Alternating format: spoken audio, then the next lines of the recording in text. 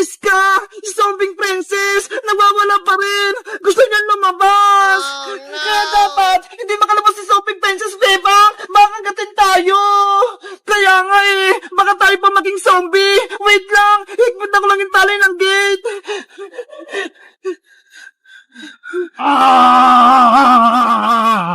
Kawawa naman si Princess! Naging zombie na naman siya! Kasi naman, sobrang tako niya Sinabi na nga sa kanya huwag niya kainin yung sinumpang prutas. Kinain niya pa din. Paano kaya natin siya mapapagaling, Bebang? Ewan ko, ang mahalaga, hindi siya makatakas para hindi siya makapagkalat ng virus ng zombie. Bebang, gutom na ata si Princess! Nagwawala siya! Bigyan natin siya iska ng gulay para kainin niya. Ate Princess, carrots, kunin mo!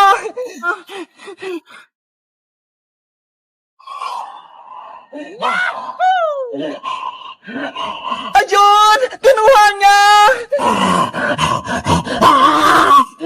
Naku! Ayaw niya kainin yung gulay! Nagwawala na si Zombie Princess! Gutom na siguro! Kailangan natin pakainin si Zombie Princess, Bebang, para hindi siya gutom!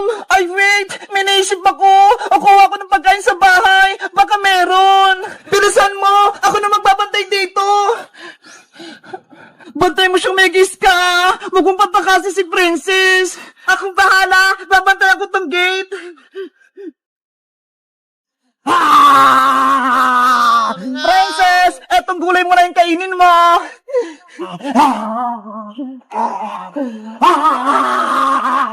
Ano ba yan? Ayaw niya ng kamatis! Iska! Meron akong dalang pagkain! Ito chicken nuggets na merong kanin! Ang sarap naman yan! Ibigay mo na kay Princess para kainin niya! Princess! Eto na pagkain mo! Sana magustuhan mo!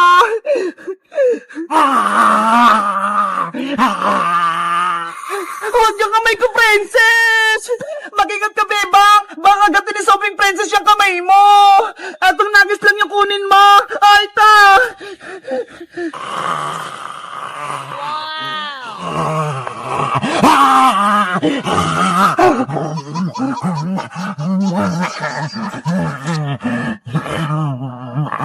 Nagustuhan ni Zombie Princess yung chicken nuggets! Kaya ayaw pala niya ng gulay. Gusto niya karne.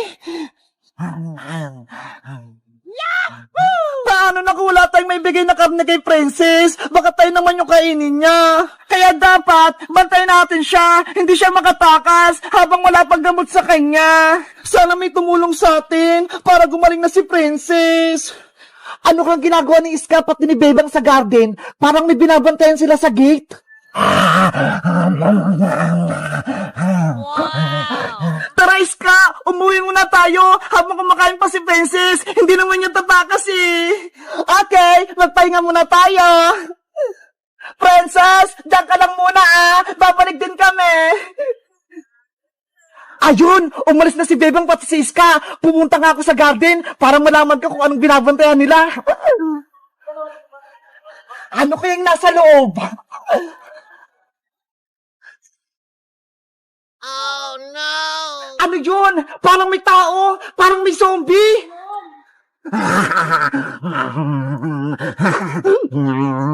Si Princess yun Ano kaya nangyari sa kanya? Guys, sa tingin nyo, papasok ba ako sa loob para makuhin ko si Princess? Mag-comment lang kayo para sa part 3. Bye-bye! 1,997, 1,998, 1,999, 2,000! Yay! 2,000 na naipon ko sa alkansya ko! Bebang! Ano yan? Princess, halika rito. Tignan mo may malaki akong hipotamos na alkansya.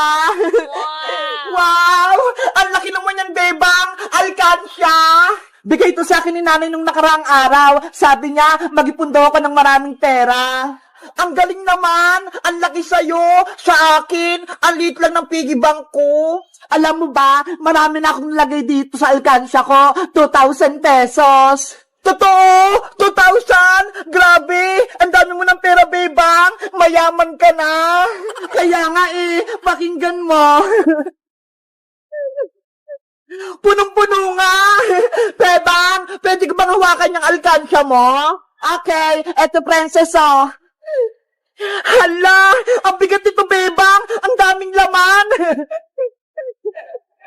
Sabi ko sa'yo kasi may mga perang papel, tsaka bariya, marami. Bebang, may 20 pesos ako dito. Gusto mo? Sa'yo na lang. Ilagay ko rito sa loob ng alkansya mo. Naku, princess, wag na. Sa'yo na lang yung pera mo. Sige na, Bebang. Gusto ko kasi maglagay dito ng pera sa malaki mong alkansya sige na nga. Basta walang bawian Oo naman, hindi ko babawiin. Promise. Si princess talaga. Nainggit na naman.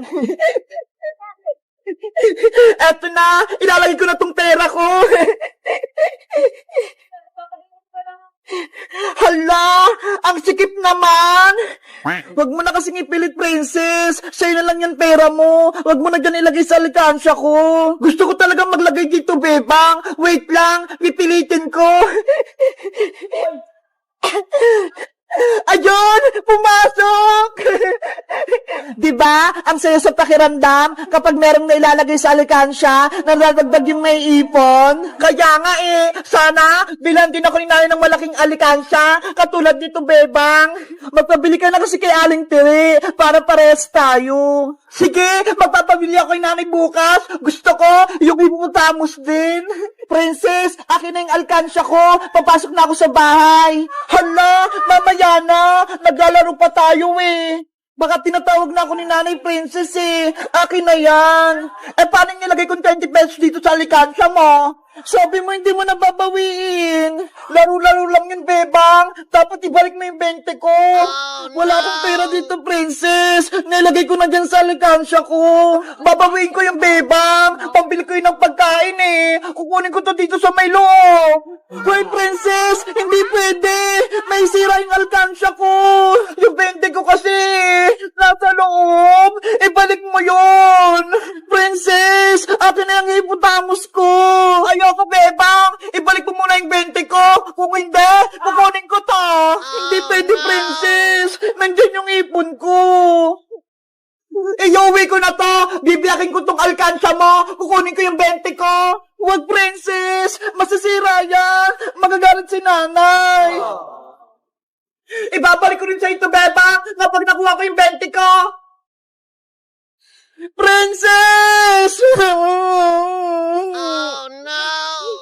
Guys, ano kayang gagawin ko para makuha ko yung 20 dito sa loob ng alkansya ni Bebang? Kasi, pambili ko ng chichirya Mag-comment lang kaya. Bye-bye! Happy New Year, everyone! Wow! Ang lakas na paputok ko! Eto na ito yung pinakamalakas na paputok sa buong mundo! Nasaan na kayo si Princess Bebang Iska? Ipaparinig ko lang sa kanilang boga-boga ko. Panigurado, magugulat sila! Princess, Iska, anong gagamitin yung pangpengay sa bagong taon? Eto sa akin, Bebang, turotot!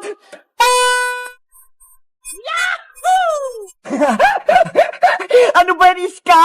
Ang litlit naman yan ng turotot mo, tapos ang hinahinan ng tunog. Ikaw ba, Princess? May turotot ka rin ba? Charan! Binigyan ako namin ng mahabang turotot. Pakinggan nyo, Pop! Ay, ang lakas nga! Ano naman sa'yo, Bebang? May turotot ka rin ba?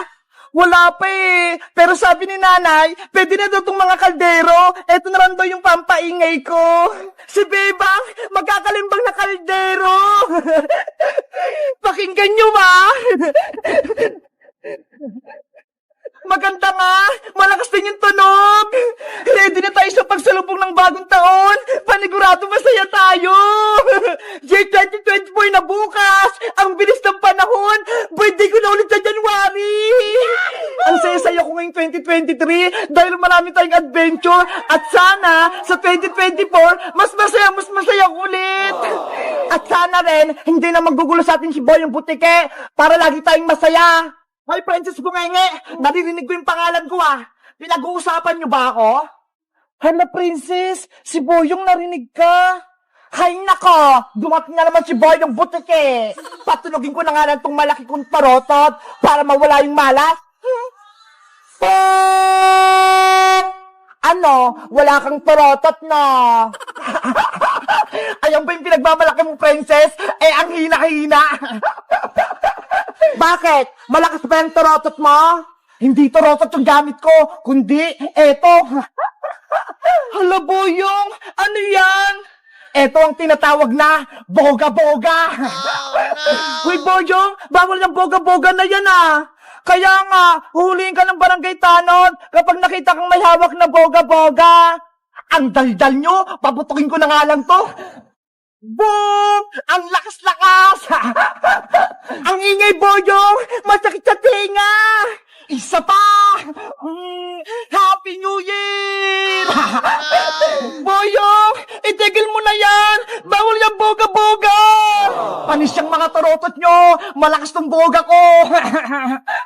Parang may naririnig akong boga-boga dun ah! Happy New Year! Hoy, bakit pasaway? Ano yan? Manong tanod, si Boyong po, naglalaro ng boga-boga, huliin niyo po siya! Lagot, may tanod! Alam mo bang bawal magpaputok ng boga-boga? Nakakadisgrasya yan? Hindi po siya sa amin nakikinig, Manong tanod! Sinabihan na nga po namin siya na bawal eh! Akin na yan, Boyong, kung ayaw mo ipakulong kita! Ayoko pong makulong, Manong tanod! Ito na po, ibibigay ko na! Sa susunod, huwag ka na maglaro nito ha. Kung hindi, dadalhin na kita sa pulis. Opo. Buti nga sa'yo, Boyong. Wala ka ng boga-boga.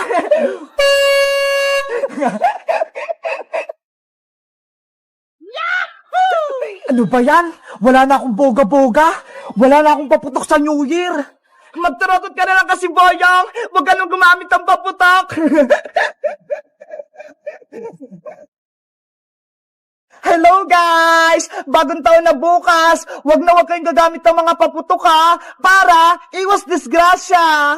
Kaso si Boyong, naglaro pa rin ng boga-boga eh. Bawal yun. Dapat, tarotot na lang, o kaya, mga kaldero, katulad nito. Kayo guys, nakabili na ba kayo ng mga tarotot nyo? Mag-comment lang kayo. Bye-bye! Happy New Year!